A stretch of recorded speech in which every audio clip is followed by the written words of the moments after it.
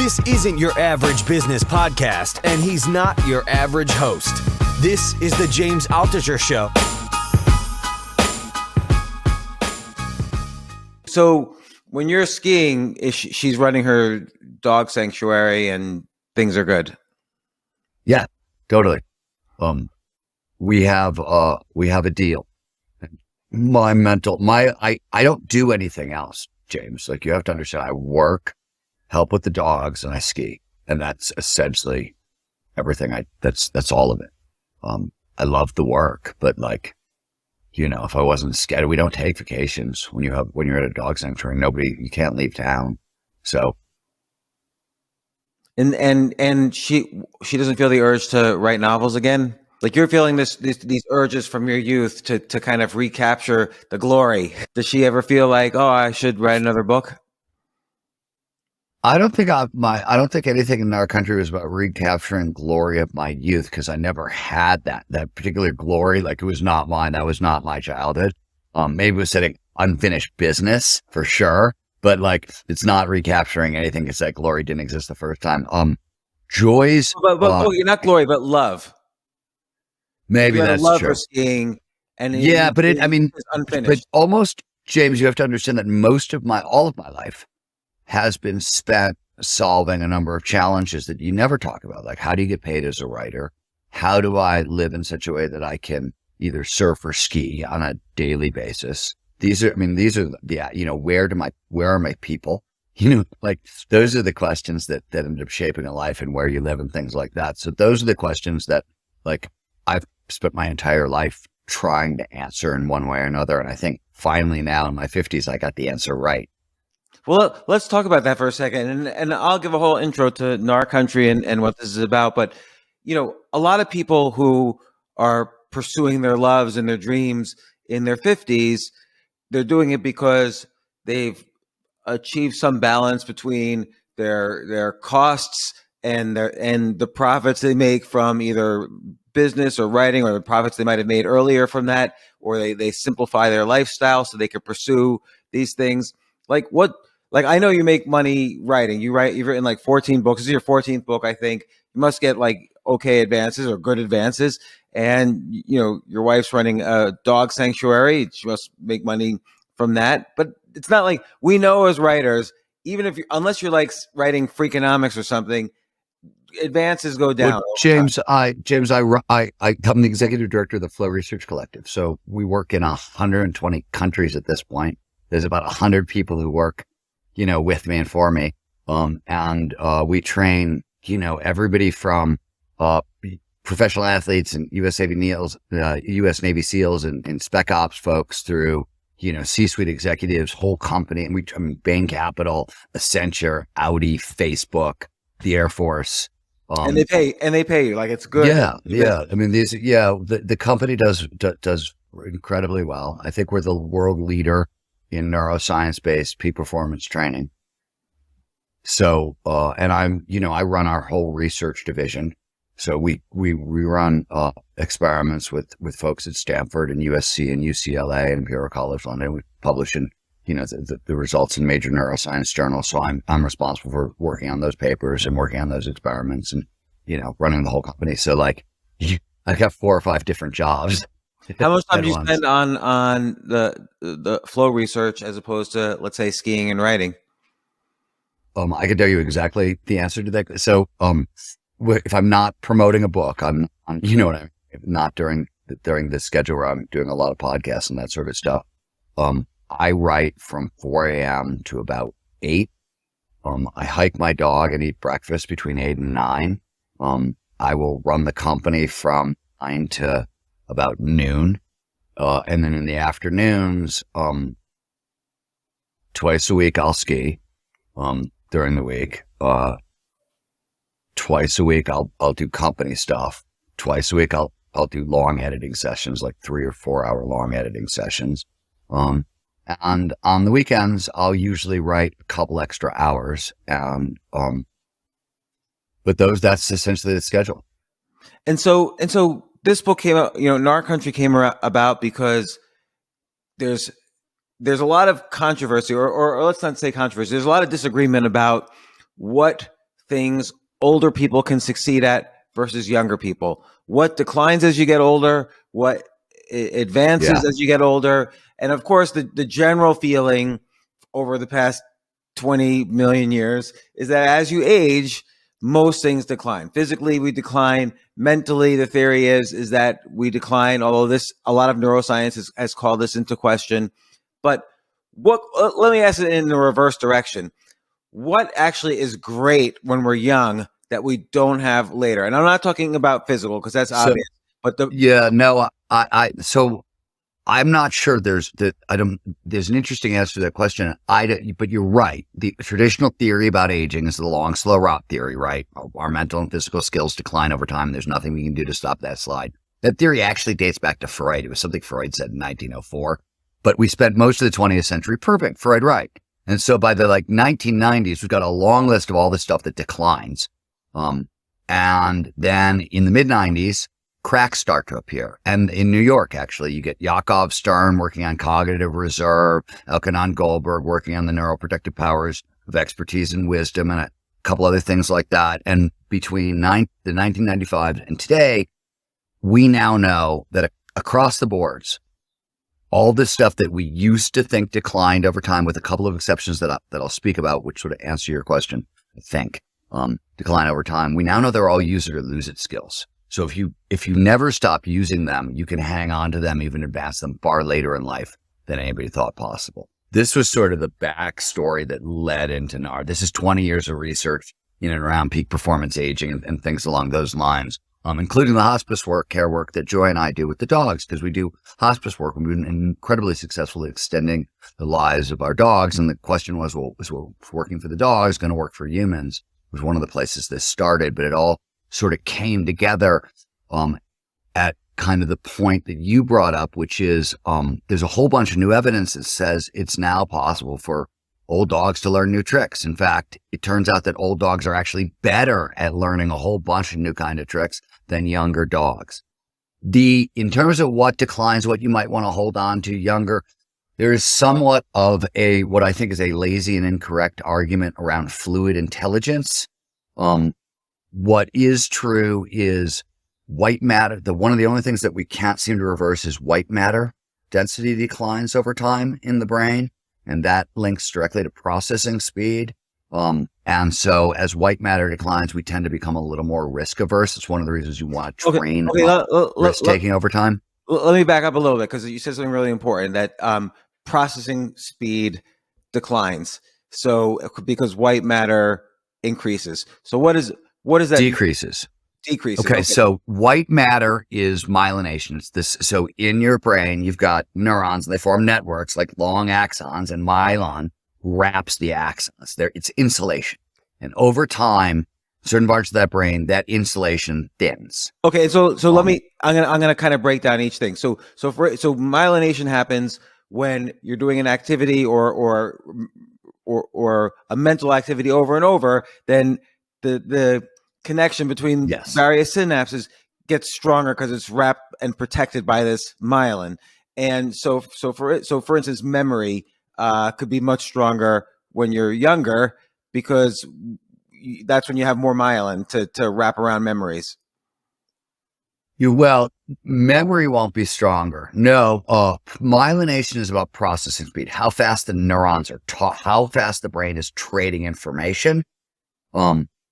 Memories are stored in diverse neural networks, and they tend to be very redundant. So processing speed is less impact. Memory is less impacted by processing speed, though there's probably an impact there that I'm not. So what's impacted? So let's talk about. Let's take it one step further, because you highlighted that it was important. But one of the things that's interesting, this isn't really work covered in Gnar Country, but it's going on and it's neat. So the cutting edge of a lot of neurophysiology right now is about the bones. Your bones are where your body stores most of its minerals, a lot of its nutrients, almost everything that runs the brain, including calcium, which runs every kind of exchange in the brain, is stored in bones. So there's a lot of thinking that says, hey, bone density is very correlated to preserving physical function and cognitive function. This is the reason why. And we're getting really good at solving bone density problems. And there's some new evidence that suggests that the decline in myelination is actually a bone density problem, and that by fixing the bones, we're going to end up not losing our processing speed. But right now, that loss in myelination is correlated with risk aversion in older adults. But brain. Given that there's more myelination when you're younger, what is better well, when there's you're not. younger? So myelination builds it up over time. As you pointed out, it's about expertise, right? The more you automate and practice a skill, the more it gets hardwired into the brain and you get myelination. So expertise develops over time. Myelination, like other things in the brain, tend to decline a little bit starting in our 50s. So it's about how do you produce new neurogenesis? How do you protect the networks that still exist? And how do you birth new neurons and really support them? Right. And so again, I'm curious, again, in terms of the brain, in terms of mental agility, what can people in their teens or 20s do that people in their 50s or 60s can't with the brain? There is probably, and so I don't know, because the answer is I don't know, James. I don't know if anybody has the answer to that question yet, because everything we're knowing about the adult brain and what's possible there is changing, and a lot of the younger brain stuff is there's probably some stuff around, like, let me give you an example. The classic answer to this would be learn a foreign language or gymnastics or ballet, right? Onboarding, or mathematics, right? Or mathematics, right? But let me talk about something for a second. He's like 25 years old. Let me talk about something for a second. I don't know. This is what was paused me. This is where I got hung up, right? I was going to give you this answer, and this is where I stopped. I don't know if this is true on the intellectual side, on the cognitive side, but on the physical side, one of the things that we discovered, and we meaning the field, and really Gnar Country is very much about this one idea. So that motor skills learning window that is supposed to be open in our childhood and then slam shut, which is why nobody becomes a professional ballerina in their 40s, right? It's the same reason why nobody would take on a quest like I took on. How do you learn to park ski in your 50s? Same reason. One of the reasons I believed I could learn to park ski in my 50s was there's a lot of evidence coming out of sort of embodied cognition that says it's not that the motor learning window shuts, it's that how we learn as kids changes radically with how we learn as adults. And if you go back to a play-based learning style without a lot of shame, without a lot of embarrassment, without being wedded to common progress and that sort of stuff, learning speeds massively increase, which is exactly what we showed in our country experiments where I first used this methodology to learn park ski. Somebody else did. Then we ran an experiment with 20 older adults. Then we stripped out the park skiing and substituted hiking with a weight vest for the physical properties and ran the experiment with 300 people and had great success across the board. So we know that you can reopen these motor learning windows with a play-based approach. I don't know if the same thing is true for cognitive stuff, right? For foreign language learning or math. That's where my hesitance, that was where I was like fumbling, going back and forth. And because it's a lot of stuff like that where we're not sure. There's a great paper by Marty Seligman and Scott Barry Kaufman that looks at creativity, for example, over time and what changes in the brain. And certain skills decline. There's like a list of 6 or 7 things like processing speed, for example, that we know sort of decline over time. And I'll come back to those in half a second. And then there's the list of all the stuff we gain that creativity taps on. And the stuff we gain is like 25 items, and the stuff we lose is like 7 or 8. And here's where those 7 or 8 are weird. I'll give you a simple example. One of the things that supposedly declines over time is our ability to task switch. Adam Ghazali, who's a neuroscientist at University of California, San Francisco, who's on my board at the Flow Research Collective. We do a bunch of cool research with him. He had the cover of Nature 4 or 5 years ago because he had developed a video game that it's the very first video game to be approved by the FDA and prescribed by doctors, and it treats task switching in older adults. And you can take a 60-year-old brain, play his video game 3 times a week for, I think it's 20 minutes, a half an hour. And within, I think it's 6 weeks, you can go back to the task switching speed of like a 20-year-old. So There's a bunch of stuff.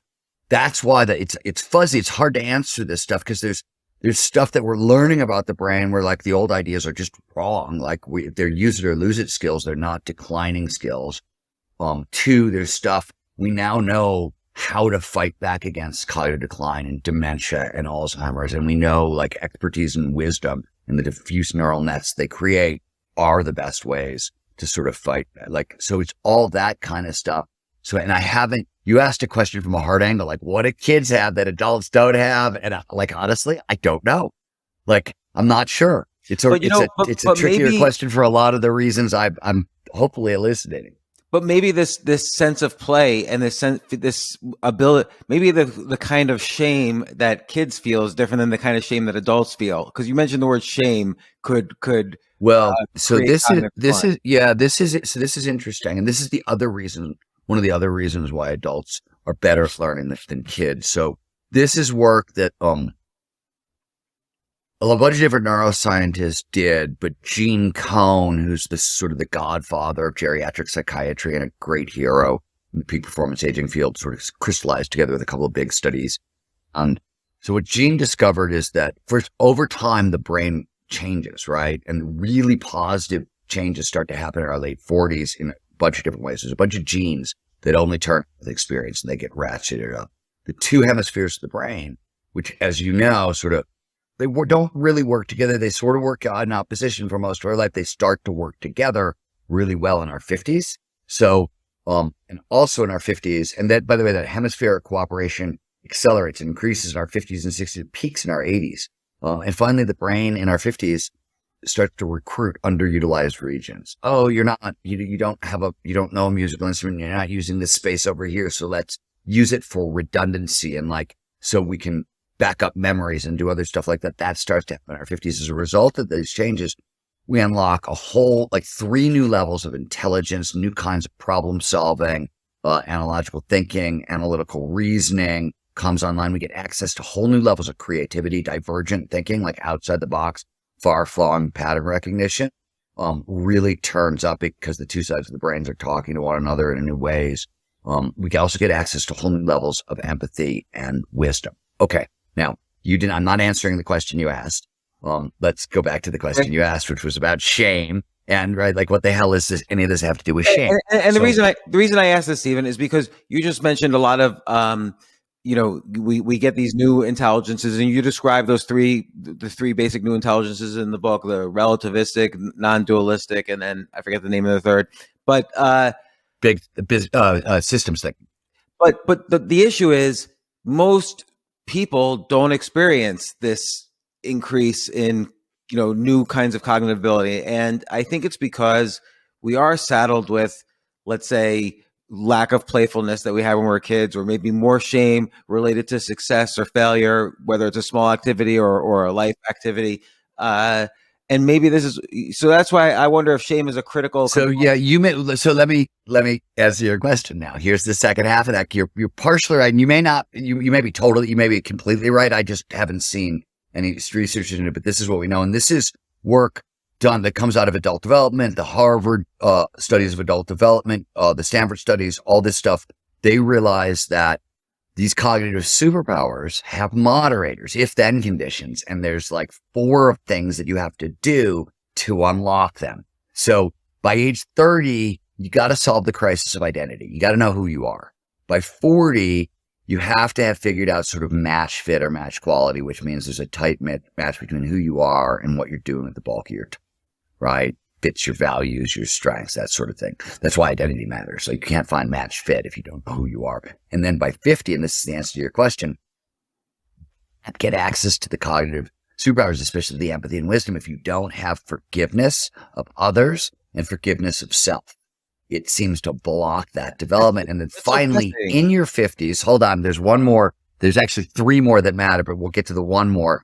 To really unlock those superpowers, you need to be regularly engaged in challenging and creative activities. That creativity and actively being creative in any way is what starts to unlock those superpowers. So if you're seeing people who aren't getting it there, it's not because they can't. It's because they haven't progressed through these gateways of adult development that you need in order to unlock these superpowers. And then there's two more things you have to pay attention to if you want to hang on to them over time. Okay, what are the two things? And then I have questions starting from thing number one. Okay. The two things are, one, for reasons we talked about, like the thinning of the gray matter, risk aversion. So if you get risk averse over time, and it happens naturally, we get more risk averse as we get older. Not across the board, but in most things. Risk aversion means more fear, more norepinephrine, more cortisol, and it blocks a lot of the creativity, the new levels of intelligence, and the wisdom and empathy. So if you're not actively taking risks and training risks, you're going to move backwards. You may get access to these superpowers, but they're going to limit themselves. Second thing is physical fragility. We know all these, our bodies don't decline in the way that we used to, but you have to train all 5 categories of functional fitness. And the World Health Organization has been exactly clear on how much training we need, right? It's strength, stamina, flexibility, balance, and agility. And for peak performance aging, not just healthy aging, for peak performance aging, you want to push yourself as hard as you can. It's 150 to 300 minutes of aerobic activity a week, moderate to vigorous, 2 strength 300 minutes a week. That's 5 hours of aerobic 6 hours. It's 5 hours of vigorous, moderate to vigorous aerobic activity. And wait, it gets worse. 2 strength training days a week and 3 balanced flexibility and agility days a week. It's basically what they're saying is you can hang on to everything, but it's going to require about 2 hours of training 5 days a week. Or, and this is one of the reasons Gnar Country focuses on skiing, you can pick activities. Skiing is one. Tennis is actually another. There's a bunch of activities that check off multiple categories at once. So skiing actually loads the legs very nicely, builds up leg strength, also improves bone density. You get stamina, you get balance, you get flexibility, you get agility. Most action sports require all those, which is one of the reasons why communities where action sports are really heavy are very long-lived communities in America. Summit County, Eagle County in Colorado, where like Vail and Beaver Creek and Aspen. People on average live about 10 years longer than the rest of the country in those zones. And you mentioned in the book the idea of these blue zones where people live, have high quality lifespans, maybe even into their hundreds. And in the book, the blue zones, one of those areas is Aventura, California, which is the only area that's very ethnically diverse. So the question is why? And it turns out there's a particular religion there, Seventh-day Adventists, and they take huge walks every weekend. And so there's a lot of people. So there's a lot. That's the other thing. The other thing I was going to mention is Loma Linda, California. And the Adventists do, they take huge walks. The other thing that really matters. So if you want to, let me just say this, get this last thing out, because you're going to, and then I'll just let you, if you really want to understand like peak performance aging, what it demands is that we regularly engage in challenging, creative, and social activities that demand dynamic, deliberate play and take place in novel outdoor environments. That's peak performance aging in a sentence. Now, you still want to make some lifestyle changes based on like blue zone information and things like that, like what we know goes on. But you want to go from like healthy aging, which is sort of blue zone ideas, to peak performance aging. What you need to add in is that sentence: regularly engage in challenging, creative, and social activities that demand dynamic, deliberate play, take place in novel outdoor environments. And dynamic, by the way, is simply a word that means tapping all 5 categories of functional fitness: strength, stamina, flexibility, balance, and agility. That's what dynamic means in that sentence. So that's literally the formula. I mean, this is so valuable, Stephen, and that's why when you put it together in the context of your story of skiing into your 50s, that this is such a great book. But let me start with. But hold on one sec. I got to pause you because I got to ask you a question, because I know you, and I know that you do exactly this stuff, and you're all about continuously challenging your brain and putting yourself in new situations and trying stuff out. And you may not leave the house, but you still do comedy, and you still like. I know what you're doing with your time, and this is how you're living, right? Am I wrong with that?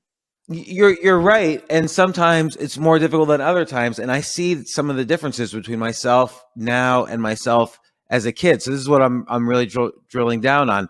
Like, some things are slower, I think. Maybe memory, maybe processing speed. Maybe I don't do enough physical activity to kind of keep those things going. I mean, I do some physical activity, but maybe obviously not as much as you. I don't go skiing. I don't really go out. Well, I'll give you I'll give you a weird one. You know this from the book, and it's a weird one, right? Because this is the thing about peak performance aging is it's unusual in ways that you don't. The single most important correlate for preserving cognitive function is leg strength. I was going to ask you about nobody really knows why, right? I mean, there's a whole bunch of guesses. Bone density is one reason. If your legs are strong, the biggest bones in your body are there, and so if they're the storehouse of minerals that the brain is using to run, right? So that's one. Two is the number one thing you can do to preserve cognitive function is have a robust social life, right? And if your ability to move around goes, your social life can go, especially the in-person portion where you're getting all those good pro-social neurochemicals that are really important. Do you think we get that through Zoom? Like, do you think we get some of those neurochemicals, like right now? I've had this conversation. People ask me a lot, can you get group flow or team flow through Zoom? And I've had conversations like Paul Zak, the world's leading expert on oxytocin. Can you get oxytocin through Zoom? Those kinds of questions. And I think the answer is yes, but it's hard. You need to be really good at active listening. You need to be really good at focus. Like there's a lot, all the focus burden goes way up. It's, it's tricky to connect. Sometimes you got to like sort of remember to look into your camera. So you're making eye contact and you're doing like those sorts of things. So I think the answer is yes, but you sort of got to know what you're doing. So, okay. All of this I'm going to have questions about. And by the way, did you know leg strength is one of the biggest things that correlates to golf ability? So like, I had no idea.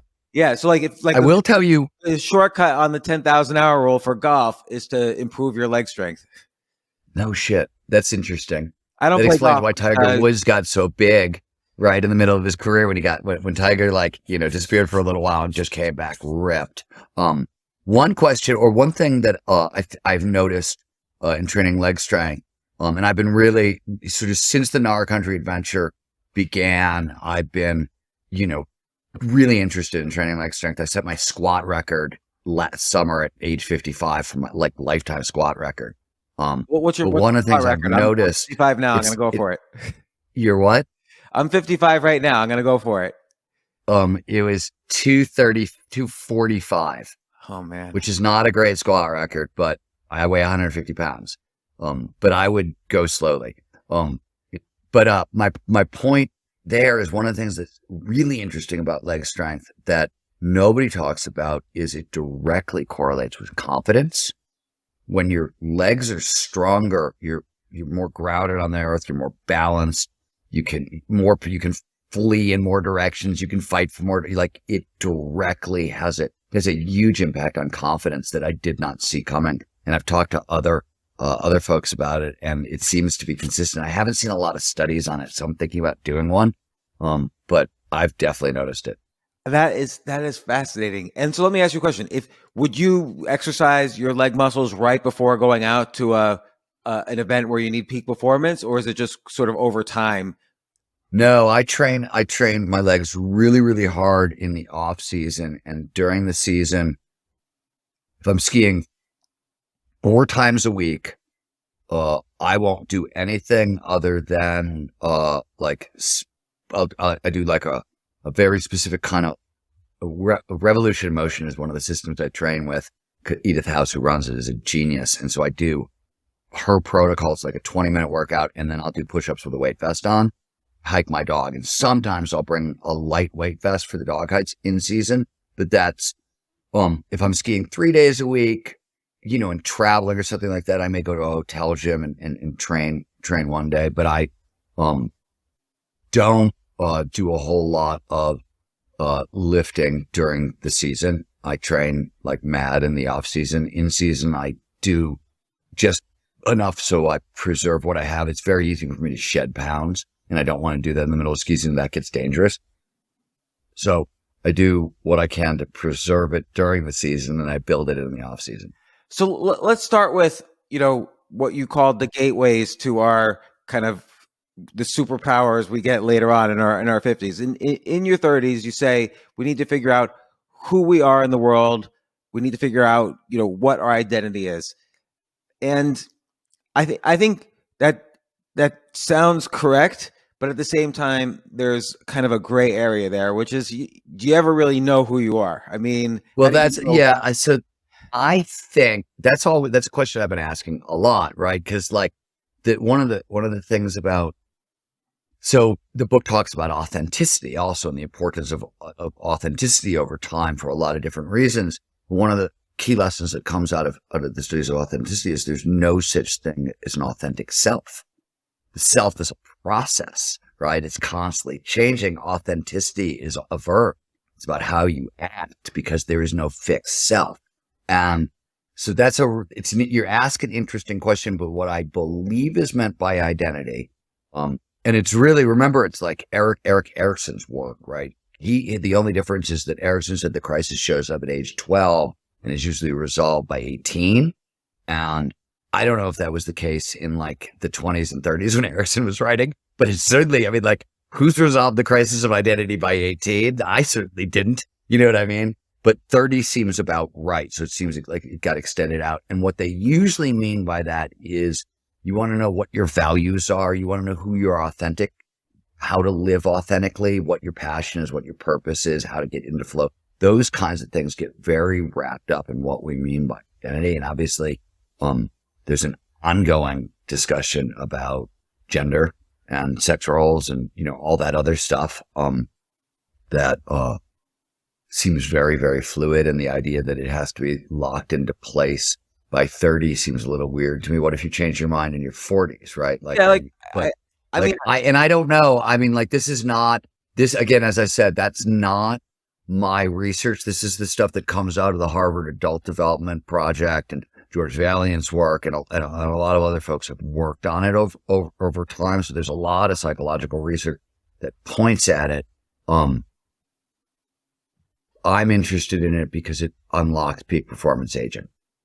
And then, authenticity and figuring out who you are does help in your 40s when you need this match fit, like when you're doing something, let's say for career, that fits with who you are. So that kind of flows naturally from that authenticity. But then this next gateway is this risk aversion idea. Like, you have to. No, it's self-forgiveness. It's forgiveness of self. Forgiveness. And so I wanted to ask about this. I think this slows me down. I think if anything, I was more forgiving in my 40s than when I turned 50. Oh, that's interesting. So maybe I will tell you that so here's the thing, James, about that one. Of the meditative techniques out there, love and kindness meditation, compassion meditation is the most effective for a peak performance reasons. It's got about 11 different advantages, including, and this is a wild one. So one of the reasons we age, there are 9 known causes of aging, and one of them is telomere attrition. And the telomeres are sort of like the bumpers on chromosomes, right? Chromosomes duplicate and the telomeres protected, and they thin over time. So they did this crazy study. I don't know who dreamed it up or even came up with the question. They wanted to know, does loving kindness meditation protect telomeres? And they tested it against focus meditation, and they found out that yes, in fact, loving kindness meditation protects against telomere attrition, whereas focus meditation, breathwork, that sort of stuff does not. So on top of like everything else that loving kindness meditation does on the self-forgiveness tip and forgiveness, and we'll get back there in a second, it actually keeps you younger. But if you've never done loving kindness meditation, I like the script. So the University of New Hampshire has a great script that's online for free. That's the one I use. It's 12 minutes long. And what's great if you've never done love and kindness meditation is you run a script. There's nothing to do. It's not even focus. It's so easy that you can do it while walking. You can do it while driving. And it automatically, forgiveness and forgiveness of others is about the temporoparietal junction and medial prefrontal cortex. And it activates these areas and does its work, whether or not, you know what I mean? It doesn't matter how you feel. Your job is to notice the emotions. If you don't feel very forgiveful of the people you're directing the love and kindness to, you just notice that, and it does its work automatically. So that's what's cool about this particular gateway of adult development. There's a tool that we know works. It has all kinds of focus and stress relief and health benefits. but it also helps us solve this challenge. And it takes 11 minutes and anybody can do it because it's a damn script. You're just running a script. I do it when I get into the sauna or the bathtub at the end of the day for like a recovery thing. I'll do like Wim Hof breathing and then, and then run this through love and kindness. And is this related to like, I remember one time you told me one way to get into flow is to do what you do, which is you get into these high stakes physical situations and flow kind of kicks in. But another way you told me in a mental setting or a cognitive setting is gratitude and, kind of think of things you're grateful for. And what's so it's different. Yeah. It's very different. Gratitude. This is Glenn. We did work with Dr. Glenn Fox at USC, who's I think the best neuroscientist in the country on gratitude. And gratitude doesn't tend to work as a flow trigger, though it has an indirect effect on how the challenge skills balance works. And we're going to come back to that in a second. What gratitude seems to do is because it calms you down. It's a really good way of tuning your nervous system over time. It makes you more flow prone. So people with a regular gratitude practice end up getting more flow. That's different than using risk or creativity or novelty as flow triggers, which is sort of, and I don't, one of the things about skiing and park skiing, this is going to sound really funny. So I think I tell this story at the end of the book. One of the real reasons I started writing Gnar is the last conversation I ever had with Mihaly Csikszentmihalyi, godfather of flow psychology. He passed away during COVID. The last time we talked, about 6 months prior to COVID, he had a stroke. He was in his 80s. He had a stroke, and I called to check on him. I called to ask him a question about the role. He was a lifelong mountaineer and a little bit of a rock climber, and lived in Montana, loved to hike, was always outside. And I just wanted to know, he never really talked about it anywhere. And I've seen some articles where he talks about his rock climbing, his mountaineering, and I knew he was really passionate. So I just called to ask him about the role that action sports and those sports had played in his flow research and to make sure he was okay. And there's this like long pause. I asked this question about action sports and there's a long pause. It's like almost 2 minutes long and I'm freaking out. I'm like, oh my God, did I say something wrong? Did I piss off like the godfather of flow and like this man I idolize? So I'm like, what the hell is going on? And suddenly he just says, Stephen, you got to be careful. What? Mike, what do you talk? What do you mean? I gotta be careful. What? He's like, well, he said, you do something your whole life for flow. And then you get to be my age. Forget about climbing mountains or climbing rocks. Most days I can't get out of bed. You need a backup. You got to be careful. So my backup plan was actually learning how to park ski. And that sounds really crazy, but skiing had always been my main flow activity, right? Like rock climbing or mountaineering for Mike. And I was mostly a big mountain skier, which did involve what you said, taking bigger and bigger chances, pushing into farther flung novel environments and taking bigger chances, that sort of thing. And listening to Mike, I was like, that is not sustainable over time. That seems like a really bad idea. So, I taught myself how to park ski. Why? Because in park skiing, even though it looks really scary when you see videos of it and everything else, what you're really doing is creatively interpreting terrain features. And when you look at a mound of snow and go, oh, I can throw a 360 or I can snow grind it or I can do whatever it is, that's pattern recognition. And pattern recognition drives dopamine into your system, which drives you into flow. So I can stack sort of like creative interpretation of terrain features on top of each other as a safer and more reliable entrance into flow. And in fact, that's exactly what has happened. And the funniest example of it is early season when like there's only enough snow to open up like the beginner runs. And all my diehard skier friends are like, no, I'm not going. There's one beginner run open. And what do I care? And I can go with a couple of my friends and we can turn the beginner run and the little like bumps and whatever all over it into a slope style course and have an absolute blast. And it just becomes a playground and it's not very risky. I'm doing stuff that's super not dangerous, but it's very, very flowy. And so that was one of the reasons I created Gnar Country and I got into it is that was part of my backup plan. So I'm also teaching myself how to play piano and, a bunch of other things as well. So I can have non-physical stuff if I need it. But so it's interesting. So you take things where it's let's just call it for what it is. It's a little easier, but you still make it playful. You still make it challenging for yourself, and you're able to kind of keep practicing this flow state in anticipation of, the bigger runs opening up. Yeah, and that's absolutely. I mean, when the bigger runs open up and the terrain parks opens up, we'll go over there and we'll do the same thing. But it allowed me to turn like really crap bad conditions into a blast.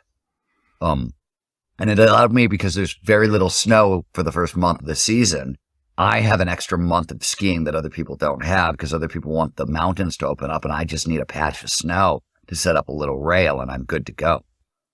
So it's so interesting. So it reminds me of something Tony Robbins was once telling me on the podcast, which is that he had to train a bunch of Marines target practice, or, to hit the target. And first he put the target 2 feet from them.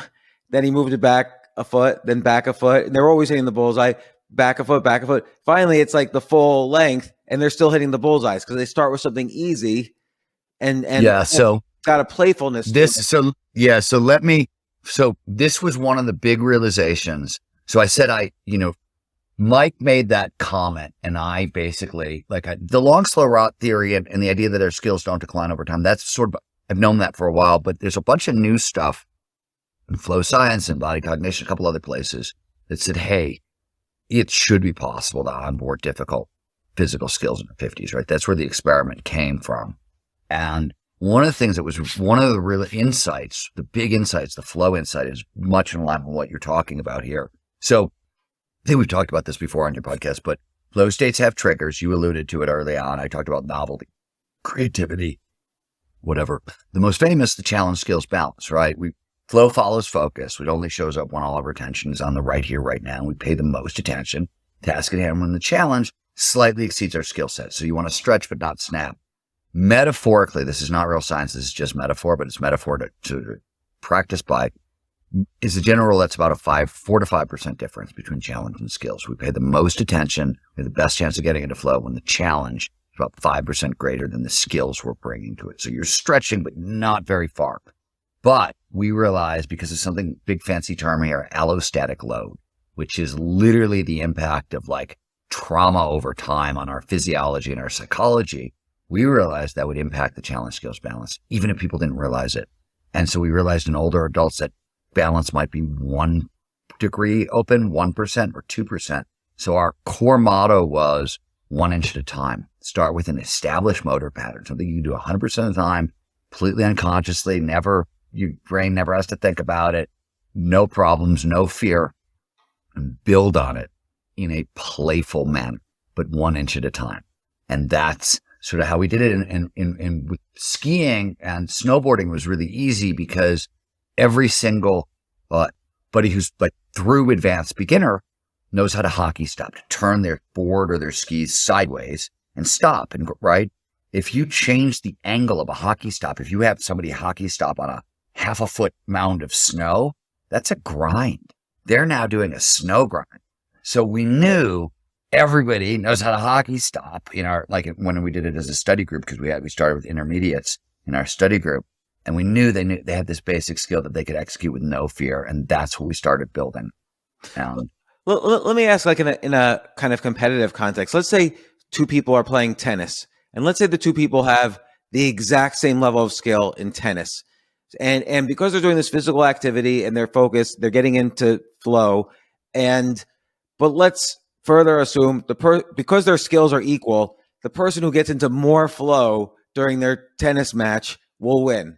How does someone how does someone use that knowledge to get into more flow against their competitor in a tennis match? Well, so the first answer is there are tennis flow experts who actually have real answers to this question.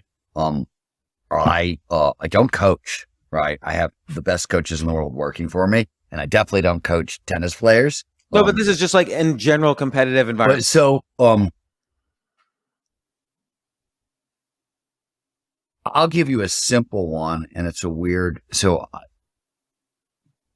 I'm going to take it into a different sport, and give you football.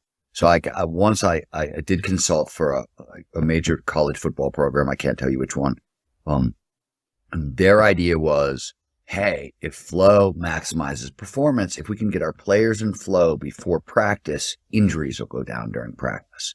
That was the theory. Turned out to be right. So the question was, how do you put a football team into flow before they get into practice? And this is sort of what I might say about the tennis players. Same approach.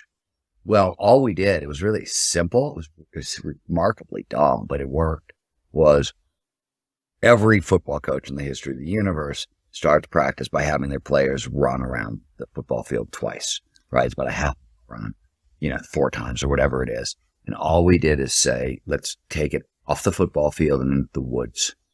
We're having them trail run and most importantly, use the terrain to interpret. So if they saw a hill, use it as a bank and that sort of stuff. For the bigger guys, like the 300-pound lineman or whatever, who maybe not want running a mile through the woods, we would have them do shoulder rolls and things on the ground and things that mimicked stuff they might do in the game, but in the woods, and just using terrain features really mildly as a warm-up run, just to loosen up the body. And there's novelty, there's complexity, there's unpredictability, there's a creative interpretation of terrain features, all of which work to your advantage. Time in nature, as you know, lowers stress levels. And so by lowering stress levels, also by spending time in nature, it's a little easier to get into the challenge skills balance. You're a little calmer to begin with. So there were sort of other benefits, but that, like, in the actual tennis game, but that was good though. The novelty, pre right? But like, yeah, was good. That's a really simple one. Well, now during the tennis game though, which I interrupted you and you were about to say it, but I would say novel. I mean, risk is really easy, right? I mean, risk, charge the net, and it works. That tends to drop people into flow, those kinds of things. You can see risk at work, creativity at work would also do it. I'm wondering if I don't know enough role here though. Like, so in tennis, if you're, let's say both players would James, I'm not a tennis player, so you're all right, you might as well on Mars. On Mars. Okay, I'm not a tennis player either. So football or any sport or golf, I'm not a golf player. You miss a shot you thought you would have gotten, and instead of feeling playful, suddenly you feel shame. So yeah, being aware that this is somehow connected to flow and performance. Yeah. How would you adjust yourself? How would you cognitively adjust yourself to not feel less shame?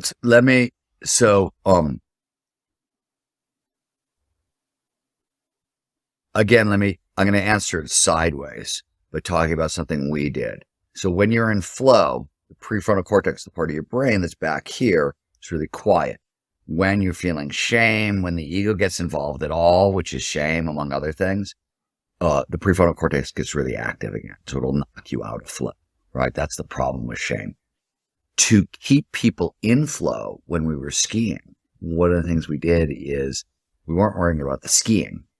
We were worried about what happened on the chairlift between, right? You ski for 5 minutes. It's pretty easy to be focused on the skiing, but what goes on the chairlift? So we wouldn't allow people to talk about themselves, or ask questions about, so you couldn't say, hey, what do you do for a living? Or, hey, blah. You couldn't talk about world events. Anything that could produce a negative emotional reaction, stayed away from.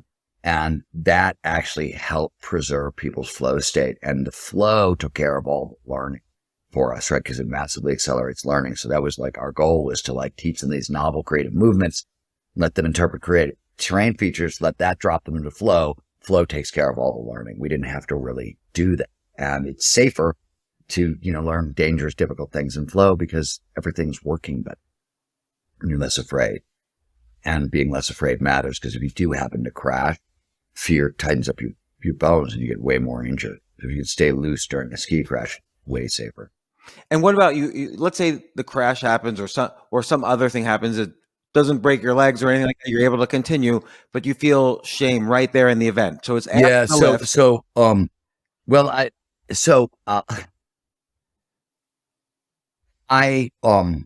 can give it to you in skiing. I'd have to work backwards into tennis. So one, tell me really good emotional. Let's talk about tennis for a second though, because we actually I know this answer. Really good emotional regulation is the secret. So top peak performers, it's not that they don't have that bad emotion. It's that they put it down very, very quickly. They've got really good emotional regulation. They recognize the sensation. They recognize what it is, and they can let it go really quickly. Some of that comes from meditative training, right? And like the stuff you do to lower your stress response, that sort of thing, can be very, very useful in that way. Also, in skiing, when I do something and I fall and it scares me, it used to be I would immediately come back to it and try it again. And that usually is counterproductive for me because I've got too much fear in my system. It's working against me. Now what I do is, I had to put down the shame. I had to put down I'm coming right back. I'm going to get it. I let it go and I go seek novelty. I'll go literally to another part of the mountain, do stuff that's really mellow, ski in a different way. Maybe I'll just go, ski some big mountain lines. I'll go get my confidence back elsewhere. First, I'll try to get back into flow using like novelty and unpredictability, go find new stuff and ski new lines, and drive myself back and build my confidence back up and then come back. Well, that's slightly different approach. So one way to build confidence, you mentioned earlier, was surprisingly to build leg strength. That's fascinating. Another way to build confidence, which we've been discussing, is take your activity that you're an expert in or developing expertise in, do something a little simpler in the same activity, and you'll build back confidence. What are other ways to build up confidence? So we're talking about eliminating shame, feeling loving kindness, emotional regulation. That's interesting. That's a shrink question. I'm not a shrink. When I think about, you're not a tennis player, you're not a shrink, you're not this. Yeah, I use it, but I usually try to think about it in terms of peak human performance. Yeah, to me, let's talk about first of all, let's go sideways at this. So we talked earlier about cognitive reserve. I don't know. Are you familiar with that term, cognitive reserve? Only when you mention it. Okay. So in the 90s, there's a guy named Yakov Stir. They're studying the Sisters of Notre Dame, big organization of nuns. And they're really into science. They're really into education. They've taken cognitive tests every year, taking physical tests every year, and they donated their brains to science. So everybody gets autopsied after they die. And these women start dying. And they're very, and they learn a ton of stuff. We learn about some of the early work on optimism and successful aging and mindset and successful aging comes out of this work. But one of the fascinating things is the sisters start dying and they're autopsying a lot of their brains. And these are like really healthy, active women who are like teaching school and, and they're in their late 90s or 100s. So they've lived a very long time. They look at their brains are packed with Alzheimer's and dementia, like plaques and tangles everywhere. And the question becomes, holy crap, how is it that they've got advanced Alzheimer's and dementia and they're still performing really well, right? And this question gets asked a bunch of different ways. It gets asked in the art world because William de Kooning has advanced Alzheimer's and yet he's painting, the father of abstract expression was painting paintings that are selling for millions and tens of millions of dollars at Sotheby's right up till the day he dies, yet he's got incredibly advanced Alzheimer's. So how is he still making great art? And the big question was Reagan. So Reagan, it's revealed, after he's out of office, has advanced Alzheimer's during his entire second term. And so the question becomes, well, how the hell did Ronald Reagan run the country? I mean, sure, he's got a cabinet and there's Nancy, but like, you still got to give press conference, you still got to show up and you're still the president. And how does it happen? And what they start to realize is there's something called cognitive reserve. Cognitive reserve is literally why lifelong learning matters. If you want to stave off cognitive decline, dementia, and Alzheimer's, you need expertise and wisdom. Those are the two things that build up your cognitive reserve. And let me explain why. Most of cognitive decline takes place in the prefrontal cortex. The newest brain structure from an evolutionary perspective is the most vulnerable to decline. Like nothing happens to deep brain structures over time. They stay the same. But the prefrontal cortex is vulnerable. And it turns out expertise and wisdom form really diffuse neural networks all across the prefrontal cortex with lots and lots and lots of redundancy. So lifelong learning, expertise, and wisdom are how we stave off cognitive decline. Now, you asked a question about confidence, and you've been very patient in letting me go in this direction.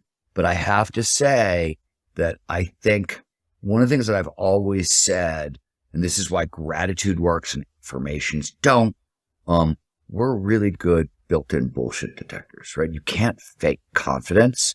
You can do a little like entrepreneurs, there's a little like fake it till you make it that's in entrepreneurship, but that's not real confidence. And I believe that real confidence can really be gained through leg strength, expertise, and mastery and wisdom. Like that's where real confidence comes from. Interestingly, one of the thinking theories about what flow is in the body is, among many other things, the signal for mastery. When we get into flow doing a task, it's a signal that we've mastered that task and can perform with confidence. Time and flow tends to naturally increase confidence for this reason. But I think it's sort of mastery, wisdom, flow. Those are the things that really sort of matter. So what if you're listening to this and you're thinking to yourself, man, I'm 60 years old. I was, I did my job all my life. I supported my family, but I never really, I was so busy working, supporting my family, paying my mortgage, paying the college bills. I never really developed expertise in anything or mastery in anything. Yeah. So here's the cool thing. This is really cool. I love this because it's true in both directions. So two things are true here. One is we've been talking about shit like identity, right? That you want to solve that by 30. So clearly a bunch of the stuff in peak performance aging, you want to start young if you can, right? Lifelong learning. You want to start young if you can. But for the guy or the woman you just described, right? There's also really cool research that shows interventions even into your like late 80s. And I don't think anybody's actually looked at people in their 90s. So I don't think but we know interventions even in your late 80s really, really matter. And I'll give you something shocking. So for physical exercise, right? Turns out the biggest lift you can get, like the biggest jump from illness into health is for people who have been totally sedentary. Like it's the woman who hasn't moved in 25 years. She's in her late 70s and she decides she's going to get active again. And she goes from like totally passive to I'm no longer taking the escalator. I'm going to walk up the stairs. I'm no longer going to take a cab 5 blocks home. I'm going to walk 5 blocks home. But like, it's literally like 5 blocks or upstairs.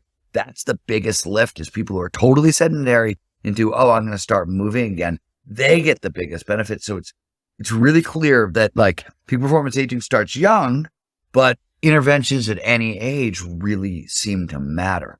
So I think it's cool in both directions. Yeah. And you mentioned, and this obviously was not a late intervention, but you mentioned Stradivarius, the famous violin maker, made like, half of his most expensive instruments in his 90s, something like that. Like when he was 90. Yeah, he made a handful of the most expensive instruments in history. And this is one of the things that, how did I start to figure out that these are use it or lose it skills, not the long, slow rot theory. For me, like scientists start wherever we start. I started with Stradivarius because I heard this story and I was reading about Stradivarius and I learned that he made 2 or 3 of the most famous musical instruments, most expensive musical instruments in history in his 90s. He was like 92 or 93. And this is like, it's the 16th century. Right? We don't have modern medicine. We don't have anything. And I was like, well, how is that true? Like if we like rot over time, either Stradivarius is the like wild exception to the rule and we ought to dig up his bones and figure out what's in his DNA, or he's doing something different. But like, you can't build a violin without fast twitch muscle response, and you can't build or fine motor coordination or all the mental performance. I mean, good God. And I was like, okay, so this stuff can't be true. And when you go into Stradivarius, this is the kicker. He built over 1,000 musical instruments in his lifetime. He started when he was, young, and he never literally stopped until he died. So all the stuff you need to build violins, never went away. And because expertise and wisdom are these diffuse neural networks with lots of redundancies, even if this part of his prefrontal cortex was attacked by dementia or Alzheimer's or whatever, it didn't go away because he's got backups everywhere else because wisdom and expertise, which is really what he had. So Stradivarius is like a classic example of all this stuff coming together in one person. And now I'm still, I want to circle back to the very initial question, which is what are the abilities of the youth? Because again, the peak age for a mathematician is 25 years old. And by the way, your other peak ages for other careers confirm what you say. Like, so the peak age of a historian is in their 70s because they do the pattern recognition much better. They do the non-dualistic thinking, not kind of put their opinions over, reality too much. But what is it about, let's say, mathematicians or scientists? What are they doing in their brain that people have a problem with? So one of the things is, I think especially with mathematicians, like, you don't know what you don't know. I think here's the truth. Because first of all, we know that's bullshit. Feynman did great work his whole life. True. So there's a lot of mathematicians, physicists. Yeah, I mean, good God, everybody at the Santa Fe Institute, there's very few people there who are young and they're doing killer complexity math, later on. So we know that's not always true, but what I think is true, I think math is it's like the plaything. I think the way people approach math to a certain point is very, very playful. And I think that's what starts to go away. It starts to matter. And you published a couple big ideas and now your ego's involved. And I think the approach changes a lot. I think self-consciousness increases. I think fear increases. And certainly, there's a stress that, mathematicians seem to feel is my best work behind me. And I can tell you flat out, the part of the brain that finds distant connections between far-flung ideas is the anterior cingulate cortex, and it governs decision-making. And the more fear in the system, the more logical, linear, less creative, tried, true, safe, traditional, conservative that part of the brain is. So if you've got stress levels increasing because of the mathematical curse that everybody's living under, how much do we know about the nocebo effect and the placebo effect? And I just want to point out that this may be a self-created prophecy as much as an actual fact. And I don't know. And there could be the argument is that there are aspects of fluid intelligence that are highest in youth and you get crystallized intelligence in older adults. I think there are parts of it that seem to be a little bit true, but again, I don't trust statements like that because every one of them that we believed in the past 100 years has turned out not to be true. Maybe there will be a couple that turn out to be true where you're like, oh yeah, this really does stop here and there's no way to reboot it, restart it, re-expand it, and no way to make up for the loss. Maybe that turns out to be the case. And, I'll come on in 5 years, and have a different answer for you. But it's an interesting way of thinking about it. And I don't know, but you are right with mathematicians there. I mean, that idea has been around for a very long time. There's a lot of people who subscribe to it. Yeah. And so I'm wondering if, okay, like I've asked you, like, how do you increase confidence? How do you reduce shame? How do you, and we kind of talked about this, but how would you increase playfulness? Because like you said, maybe the young that's a great question. So, like maybe the old what we emphasize is dynamic, deliberate play, and deliberate play is a very specific thing. So, dynamic, we talked about it, utilizes all 5 categories of functional fitness. Deliberate play is sort of, you're familiar with Anders Ericsson's work in deliberate practice, the 10,000 hours, right? So Anders himself, and a lot of other people have pointed out that deliberate practice is great. It's repetition with incremental advancement, but it's only great for certain kinds of skills. And for most skills, deliberate play outperforms deliberate practice. And deliberate play is defined as repetition without repetition or repetition with improvisation. So you do what you did before, but instead of, you just freestyle on top of it in a creative, fun, interesting way. The reason it matters so much is when we're playful, you get the periaqual gray and parts of the brainstem where we get a lot of our endorphin. You get a ton of endorphins. So these are feel-good neurochemicals. They're social bonding chemicals, but they're pain-killing chemicals. And I like this notion really of help some deliberate play. memories. This makes a lot of sense. This notion of deliberate play, because I'll tell you what makes sense about it is that when you're deliberately trying to play, but you're going over something that, like if you're skiing down the same path, chances are you want to do it the exact same way you did it before, where you were successful. So if you're doing it in a deliberately playful way, your mind is going to start looking for more possibilities and more options that you have, and maybe that increases the range of that just increases your neurons. Yeah, it increases the range. And also the difference between deliberate practice and deliberate play is in deliberate practice, there's wrong. There's only one way to get it right. You have one right, and everything else but that one thing, I did what I did before and I pushed it a little farther, is wrong. In deliberate play, there's only one thing that's wrong, which is I did the same thing I did before. Everything else is right. You got 364 degrees of other right variations to choose from, and positive emotions lead to, better performance of learning and memory and all, like on and on and on. So it totally makes sense. There are times I have found that if I'm really trying to like ski a very scary line, for example, right? Like not usually a park trick, but like skiing a really big line. If it scares me the first time, I will come back, and that's a situation where deliberate practice works. I want to do exactly what I did last time because it worked. I just want to make it a little bit better. And then I will deliberate practice for like 4 or 5 runs until I get the pattern recognition and I'm comfortable. And then I move to deliberate play and really start learning on top of it. But there's a time, there's certain situations where I'm like, oh no, I'm not going to be playful in here. This is life or death. I'm going to get this line down and get this right. But that's the only time I actually use deliberate practice versus deliberate play. And by the way, James, this is not new. I think the first mention of deliberate play, I want to say, is 1979 or 89. It's not a new idea. Originally, what's new is because of embodied cognition, because of these sciences like that, we understand a lot more of how it works. I would also, if you're really interested in the answer to this question, I would check out a woman you should have on your podcast, my dear friend Catherine Price, who wrote a great book called The Power of Fun. She was just on Oprah talking about this, and she looks at play. She looks at fun as the intersection of play, social connection, and flow, and has really she's got fun meetups and has been doing really cool stuff around that aspect.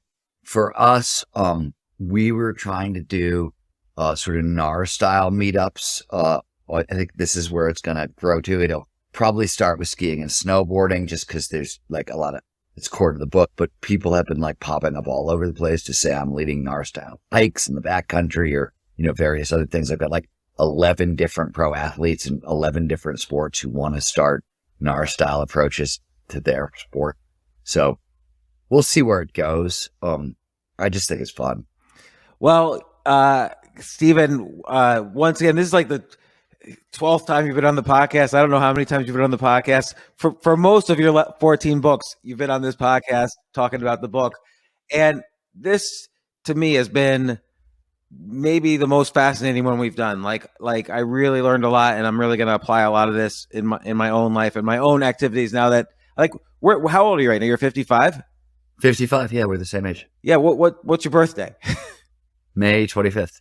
Okay, I'm January 22nd, so I just turned 55. You're a little bit ahead of me. Oh, I'm older. Yeah. By the way, I don't know if you've done this. If you go to the website for the book, which is gnarcountry.com, and click on first of all, watch the introduction to park skiing video because you'll laugh really hard. But second of all, click on the peak performance aging experiment video. So we took all the same ideas that I used and my ski partner used that we talked about in Gnar Country, and we trained up 17 older adults ages 29 to 68 in these same skills in 4 days on the mountain. And we had a Nat Geo cameraman following us around the whole time, and we made a fun video. The white paper's there too, which you'll like. But the video is really, really fun. Oh, this is great. Yeah, I'm going to definitely check this out. Thank you. And thanks once again for coming on the podcast. Gnar Country, spelled Gnar, but I'll say that also in the intro. And this is great. Oh, it looks like a lot of great blog. This is great. Thank you. Thank you, sir, once again for your interest in my work. I totally appreciate it, man. Absolutely.